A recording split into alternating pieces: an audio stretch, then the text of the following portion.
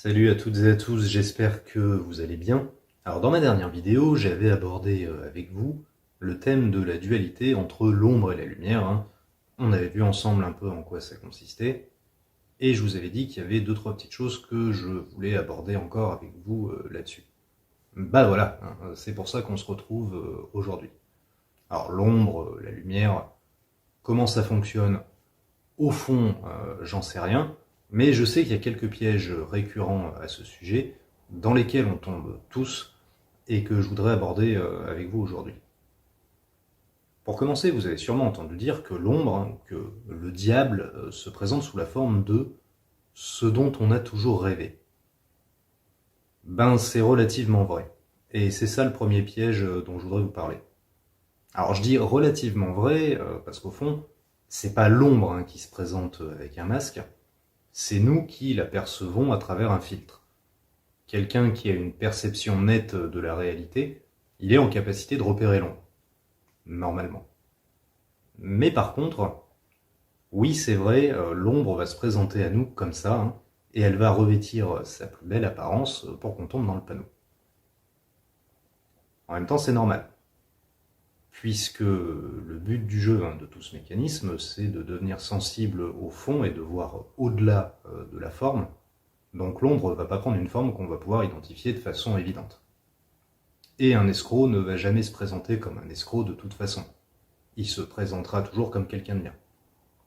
Donc c'est important d'en avoir conscience, de faire preuve de prudence, de garder la tête froide quand on a l'impression d'être à deux doigts de réaliser notre rêve, et de prendre le temps hein, de distinguer si ce qui se présente à nous, c'est vraiment de l'or ou si ça brille juste.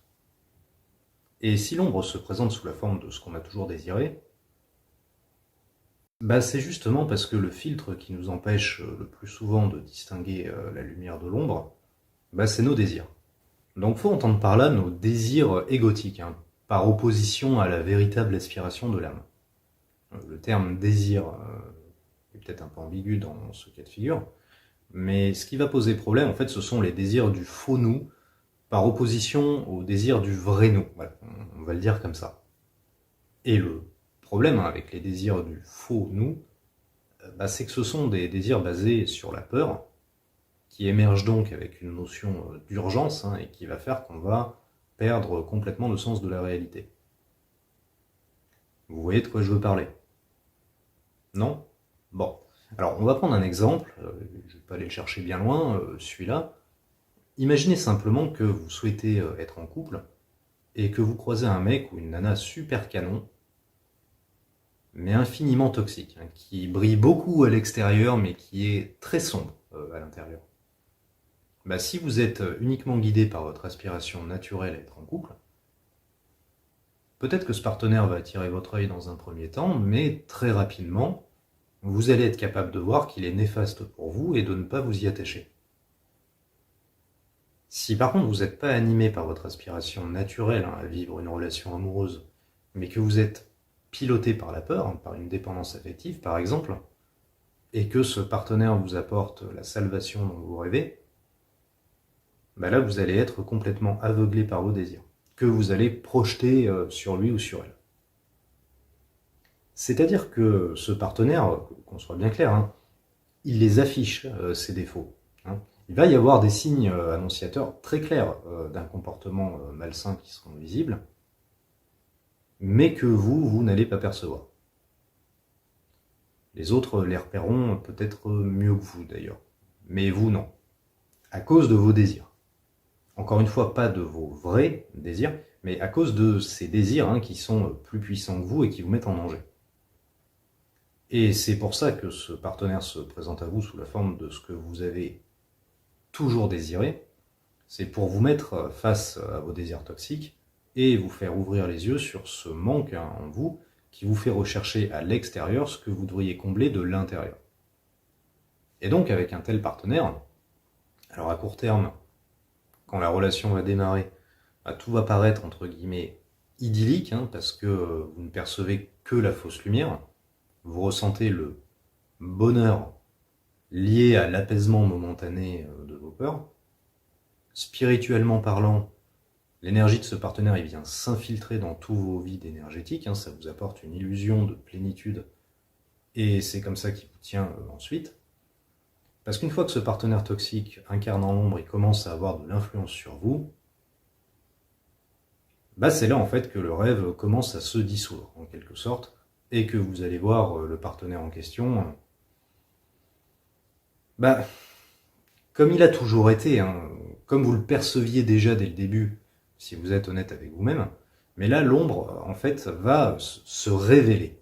Je trouve effectivement que dans ce processus, il y a un peu ce phénomène de révélation qui a lieu, parfois en une seconde, hein, vous avez le rideau qui tombe, tout va pour le mieux dans le meilleur des mondes, et d'un coup, hein, il y a un élément quelconque, un concours de circonstances, un comportement de la part de l'autre qui vient en quelque sorte enclencher le karma, et là, vous le voyez tel qu'il est vraiment.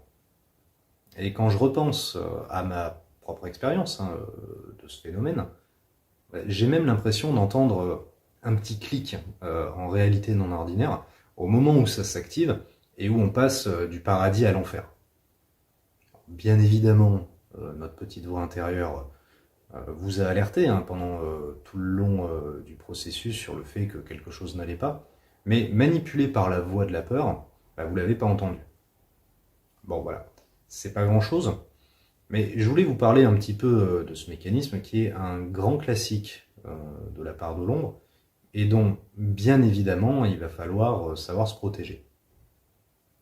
Se protéger, dans cet exemple, concrètement, ça veut dire quoi ? Ça veut dire savoir garder la tête froide, être capable de ressentir ses émotions pleinement, certes, mais tout en faisant preuve de discernement, être à l'écoute de sa vérité intérieure, et prendre le temps dont on a besoin pour y voir clair. Quand je vous dis tout ça, au passage, ça fait écho à ce que je vous ai dit dans ma vidéo sur les portails, à savoir que si, historiquement, dans le domaine amoureux, vous avez été concerné par cet exemple, c'est un point sur lequel vous serez évalué sur votre parcours. Il va y avoir des tests de l'univers en ce qui concerne les portails que vous avez à passer, et donc, vraisemblablement, avant de vous présenter un partenaire qui vous correspond, l'univers va vous présenter juste avant un partenaire sombre qu'il va falloir identifier comme tel. Et c'est important de le savoir parce que, comme je vous le disais dans cette vidéo, si vous n'avez pas conscience du phénomène et que chaque fois que l'univers vous envoie un nouveau partenaire, vous partez du principe que ça y est, c'est le grand jour, c'est votre tour, c'est le moment où Dieu pense enfin à vous et vous apporte le cadeau que vous demandez depuis si longtemps, que ça va pas se passer comme les fois précédentes, il n'y a pas de raison. Si, il y a une raison en fait. Il y a des chances que le même schéma se reproduise, parce que c'est voulu par le système, pour vérifier que si on vous présente la même situation qu'auparavant, vous êtes capable de réagir différemment désormais. Bon, ça c'était le premier piège dont je voulais vous parler. Il y a un deuxième piège très commun dans lequel on a tous tendance à tomber pour identifier la lumière, c'est de se baser sur ce que font ou ce que disent les autres. Et ça, c'est un très gros piège. La pression sociale, mon Dieu, qu'est-ce que c'est puissant. Parce que la lumière, on la repère avec notre petite voix intérieure, et le seul rival que connaît notre voix intérieure, c'est la voix des autres. Et donc, je voudrais insister là-dessus. Choisir la lumière, ce n'est pas faire ce que les autres font. Parce que choisir la lumière, c'est pas suivre un groupe. C'est vous choisir vous et suivre votre guidance intérieure. Et donc canaliser votre guidance intérieure dans le monde. Mais c'est pour ça d'ailleurs que la plupart des parcours d'éveil nous font passer par une longue période d'isolement dans laquelle on n'a que très peu de contact humain, justement pour nous permettre de nous libérer des influences des courants de pensée extérieurs et pour nous permettre de nous recentrer sur notre vérité à nous. Alors vous pouvez vous inspirer des autres de temps en temps s'il y a des choses en eux qui vous parlent, parce que si vous faites ça, là c'est bien vous qui arbitrez, mais par contre ça sert à rien de les copier de façon trop rigide et de les prendre comme modèle infaillible, Parce que si c'est ce que vous faites, bah vous vous réduisez à voir le monde tel que eux ils le voient. Mais la façon dont ils voient le monde, ça n'appartient qu'à eux, et de toute façon, personne ne détient la vérité absolue. Alors, ça paraît évident, hein, dit comme ça, mais c'est important de le rappeler quand même, parce qu'il y a des gens qui l'oublient. Je vous avais dit dans la première partie de cette vidéo que, par-delà notre univers relatif, bah, la lumière, elle servait de référentiel de vérité absolue. Parce que la lumière, c'est la matière première, si on peut dire, hein, c'est la substance intrinsèque de la conscience primordiale. Donc les différents éléments qui composent notre univers matériel, ils sont alimentés soit par l'ombre, soit par la lumière, ou le plus souvent par une combinaison des deux. Et donc rechercher ce qui est vrai dans le monde, bah, c'est identifier ce qui est la manifestation de l'âme primordiale par rapport à ce qui est la manifestation de son absence. C'est soit l'un, soit l'autre, hein. En tout cas, tel que ça m'a été présenté, c'est comme ça que ça fonctionne. Peut-être que je me trompe, mais enfin il me semble. Être vrai, c'est être dans sa lumière. Rechercher le vrai, c'est rechercher à travers quoi la lumière s'infuse dans le monde. Et c'est pour ça que la lumière, c'est notre référentiel de vérité absolue.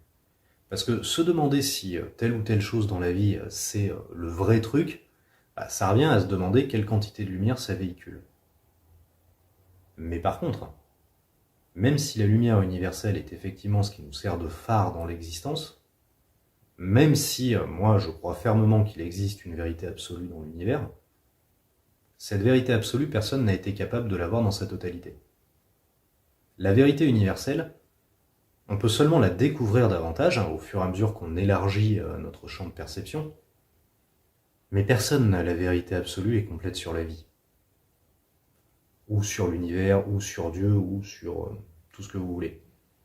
Même les gens qui, paraît-il, auraient atteint l'illumination, si vous les mettez dans la même pièce pour qu'ils discutent entre eux, bah, vous verrez qu'ils ne sont pas toujours d'accord sur tout.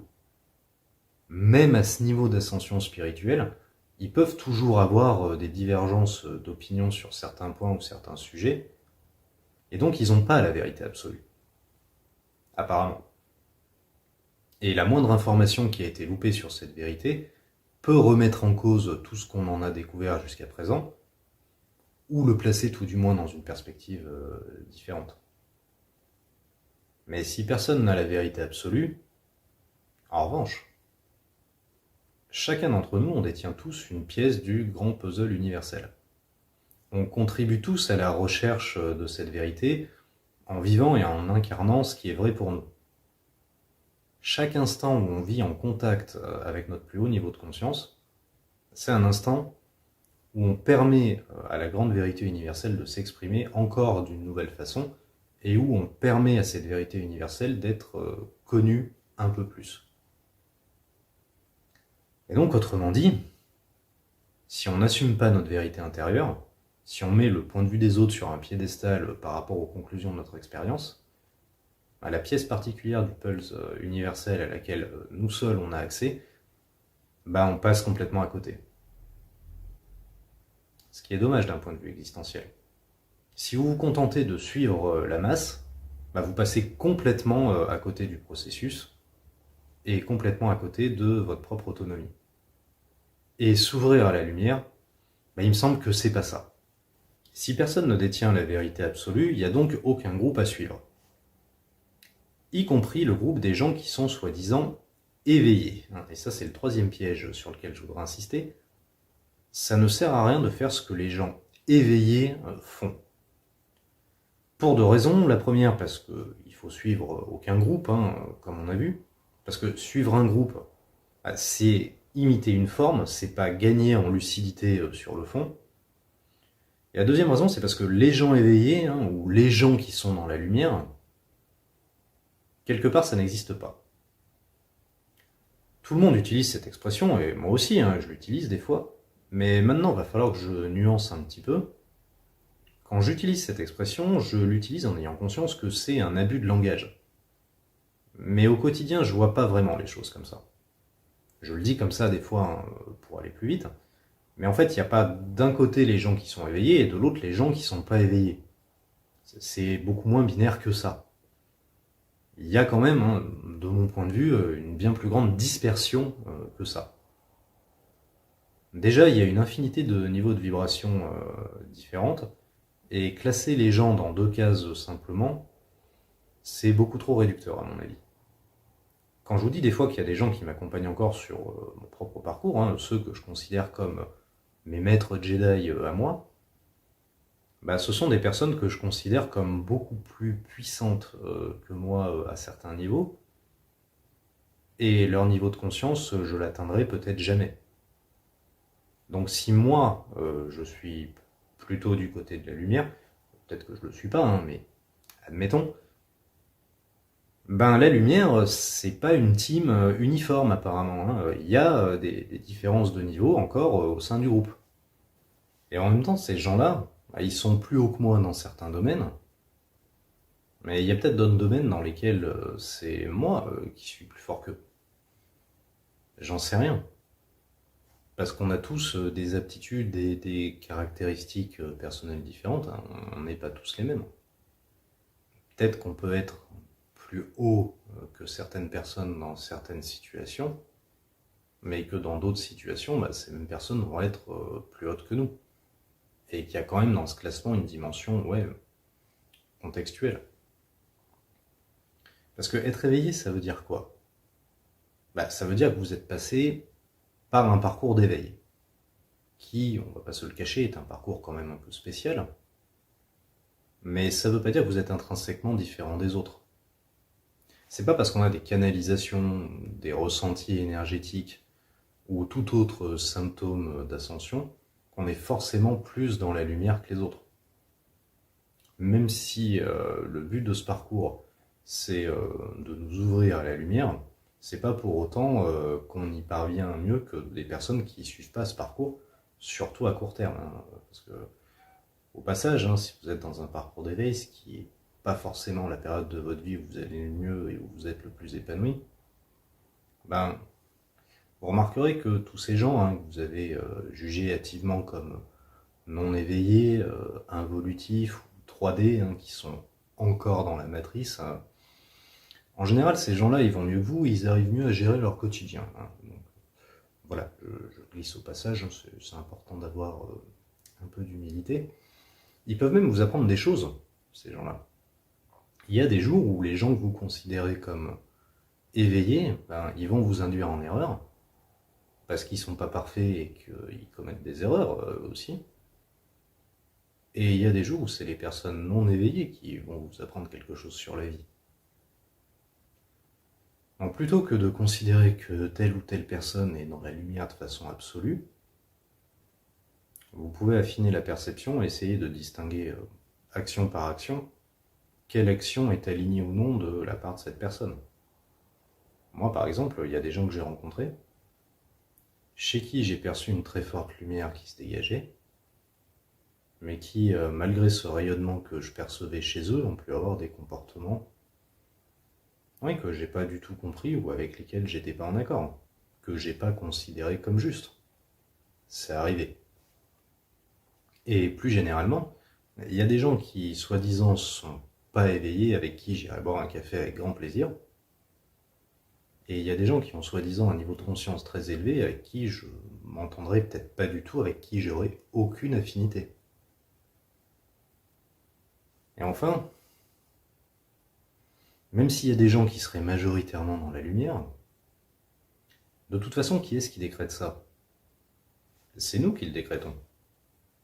Chacun d'entre nous, on a notre propre avis, hein, dont on a besoin d'ailleurs, mais qui n'engage que nous. Ok, il y a une réalité spirituelle qui existe et sur laquelle notre degré d'ouverture à la lumière pourrait être objectivement quantifiable, certes. Sauf que cette réalité spirituelle, on l'aperçoit selon notre propre filtre. Parce qu'encore une fois, la vérité absolue, personne ne la voit. Qu'est-ce qui nous dit qu'on l'a perçue correctement? Qu'est-ce qui nous dit qu'on a évalué les autres à leur juste valeur?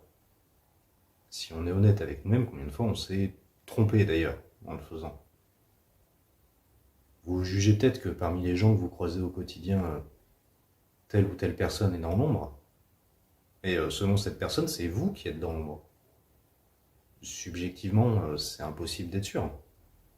Bon, et après, par contre, voilà, pour l'un comme pour l'autre, vous avez l'effet miroir qui entre en jeu, et selon si vous avez choisi la lumière ou non, selon si vous vivez votre vie en accord avec ce qui est ou non, bah, vous manifestez une vie différente. Et c'est comme ça d'ailleurs qu'on peut vérifier si nous-mêmes on a choisi la lumière ou non. Mais enfin voilà, quelques mises au point que je voulais opérer avec vous. Il n'y a pas d'un côté les gens éveillés et de l'autre des gens non éveillés. En fait, il n'y a que des gens qui sont plus ou moins éveillés sur un parcours qui est infini de toute façon. Et donc, choisir la lumière, c'est pas se ranger du côté d'un groupe et tout faire comme eux. C'est pas juste un jour choisir de rejoindre le côté des Jedi plutôt que le côté obscur. C'est pas se dire ah tiens les gens qui sont du côté de la lumière ils vivent comme ça alors je vais vivre comme ça aussi, et ce faisant de confier aux autres la responsabilité de décider ce qui est juste ou non. Au contraire, le but du processus, c'est de retrouver sa souveraineté et d'assumer la responsabilité qui va avec, en se reconnectant à notre centre de décision et de perception intérieur. Bon, et donc il ne faut pas imiter les autres, il faut se rappeler que la vérité absolue personne ne l'a, il faut faire preuve d'esprit critique et ne pas sacrifier l'enseignement de notre expérience par rapport à l'enseignement des autres, y compris l'enseignement des gens soi-disant éveillés. Et maintenant qu'on a dit tout ça, concernant les pièges à éviter pour distinguer l'ombre et la lumière, il faut quand même que j'aborde rapidement un cas particulier mais très important. Savoir discerner l'ombre de la lumière, ça induit de savoir repérer ce qu'on appelle la fausse lumière. Oui, parce que sur le plan supérieur, alors il y a de la lumière et il y a de l'ombre, mais dans la matière, l'ombre prend l'apparence de la lumière. Donc en fait, dans la pratique, on se retrouve à devoir choisir entre la vraie et la fausse lumière. Je joue un peu sur les mots, mais c'est quand même un peu comme ça que ça se présente. Alors je ne vais pas beaucoup m'étendre sur ce sujet, parce que je vous ai déjà dit beaucoup de choses dans mes vidéos sur les phrases qui m'énervent, à laquelle je vous renvoie et qui traite déjà un peu du sujet quelque part. Mais rapidement, la fausse lumière, c'est quoi? La fausse lumière, c'est quand des enseignements ou des discours en apparence lumineux sont détournés pour servir l'ombre, ou c'est quand des gens qui sont orientés par l'ombre prétendent officiellement être orientés par la lumière. Et il y en a beaucoup, des gens comme ça. Forcément, puisque comme je vous le disais, peu importe qu'on soit dans la lumière ou dans l'ombre, on est toujours persuadé d'être dans la lumière. Moi par exemple, est-ce que je suis dans la lumière ou dans la fausse lumière? J'en sais rien. Je sais que je suis en accord avec moi-même dans le sens où je vous partage les informations les plus hautes auxquelles j'ai pu accéder jusque-là. Mais à part ça, dans l'absolu, j'en sais rien. Je me pose la question tous les jours. Donc quand des gens sont dans la fausse lumière, alors ça peut être des erreurs de bonne foi. Il n'y a pas toujours une intention de faire le mal derrière. Mais c'est important de pouvoir identifier ce phénomène, parce que ce sont des influences qui vont vous éloigner de votre propre lumière, en fait. Parce que si la lumière c'est ce qu'il faut identifier, si la lumière c'est la voie à suivre, ça sous-entend bien qu'il n'y a pas que la lumière qui existe, et qu'il existe autre chose qu'on peut choisir. Et la plus grande erreur qu'on peut faire concernant la lumière, c'est d'en voir là où il n'y en a pas. C'est de prendre pour de la lumière ce qui n'en est pas, voir de la lumière partout, ou voir de l'amour partout, parce que c'est la même chose, c'est le meilleur moyen de tolérer l'ombre et de laisser l'ombre s'infiltrer. Et au milieu de toute cette confusion, il y a une citation qui m'a beaucoup marqué, qui à elle seule parvient à remettre de l'ordre dans tout ça. Alors je vais la partager avec vous, et c'est là-dessus que je vais vous laisser. C'est une citation d'un auteur qui s'appelle Clive Lewis, qui a dit « Nous ne devons jamais confondre le bien avec un mal nécessaire. » À méditer. Des fois, effectivement, il y a des événements ou des situations ou des personnes négatives qui rentrent dans notre vie. On en a besoin pour évoluer. C'est un mal nécessaire. Mais un mal nécessaire, c'est pas le bien. C'est pas de la lumière, ça reste de l'ombre, et il faut savoir lui dire non. Et alors oui, il faut savoir se remettre en question et identifier pourquoi jusque-là l'ombre on l'a accepté, mais il faut aussi l'identifier comme tel pour pouvoir mettre une distanciation justement. Parce que tout l'enjeu de votre éveil spirituel, c'est de distinguer la lumière pour pouvoir la choisir. Donc si chaque fois qu'on vous envoie de l'ombre, vous dites merci et vous confondez les deux en permanence, vous n'êtes pas au bout de vos peines. En tout cas, je suis sûr que c'est une distinction qui va faire du bien à beaucoup de gens. Voilà les amis, ce que je pouvais vous dire sur le thème de l'ombre et de la lumière. Alors bien sûr, c'est pas complet, parce que c'est très très vaste comme sujet. Je le réaborderai très certainement à l'occasion. Alors peut-être de façon dispersée dans des vidéos sur d'autres thèmes. Peut-être dans une autre vidéo dédiée, sait-on jamais. Mais dans le cadre de cette vidéo et de la précédente en tout cas, on a déjà fait un bon tour d'horizon, je trouve. Alors pour résumer les points essentiels rapidement, sur un plan supérieur, il y a de la lumière. La lumière, c'est l'essence naturelle du plan spirituel, si on peut dire. C'est la matière première du plan supérieur, et notamment de nos âmes. Cette lumière, elle est canalisée dans la matérialité, ou pas, parfois, et cette absence de lumière, c'est ce qu'on perçoit comme l'ombre. Donc dans la matérialité, on rencontre des gens, des relations, des situations et des expériences de vie qui sont majoritairement alimentées soit par la lumière, soit par l'ombre. L'ombre et la lumière peuvent revêtir n'importe quelle apparence, et il faut donc regarder au-delà des apparences pour les percevoir. L'un des enjeux principaux d'un parcours d'éveil, c'est donc de s'éveiller à cette perception et à cette distinction. C'est un des enjeux principaux de l'éveil, premièrement, parce que c'est ce qui nous permet de nous ouvrir à un niveau de réalité alternative supérieur vers lequel on peut s'élever. Deuxièmement, parce que ça nous permet d'élargir notre conception de nous-mêmes en nous ouvrant à une dimension supplémentaire de notre être. Parce que percevoir l'ombre et la lumière, ça passe par l'ouverture à notre être véritable, c'est-à-dire notre âme. Et ça aussi, c'est au centre de l'éveil. Percevoir la lumière à l'intérieur, c'est percevoir le divin en nous. Percevoir la lumière à l'extérieur, c'est percevoir le divin à l'extérieur. Et les deux vont ensemble, donc inévitablement. Et enfin, troisièmement, différencier l'ombre et la lumière, c'est essentiel parce que c'est ce qui permet au quotidien de choisir la lumière, c'est-à-dire de dire oui aux actions, aux situations, aux relations et aux expériences de vie qui sont alimentées par la lumière, encore une fois, et de dire non à celles qui ne le sont pas. Et donc c'est ce qui permet de manifester un parcours de vie plus haut. Et un parcours de vie plus haut, vous vous en doutez, c'est aussi un parcours plus léger et plus agréable. Mais même si notre confort personnel c'est important, tout ce mécanisme sert aussi à un but plus large que notre bonheur individuel. Parce que la lumière, c'est le référentiel absolu qui nous permet de différencier le vrai du faux dans cet univers relatif. C'est ce qui nous permet d'identifier ce qui est le reflet du divin ou ce qui en est le reflet inverse. Et donc à notre échelle, choisir la lumière, c'est ce qui nous permet de canaliser l'essence divine sur Terre en vivant une vie en accord avec le sens universel. Voilà. J'espère que ça vous a plu les amis. Sur ce, je vous envoie plein de lumière et je vous dis à bientôt dans une nouvelle vidéo. Paix et amour à vous tous.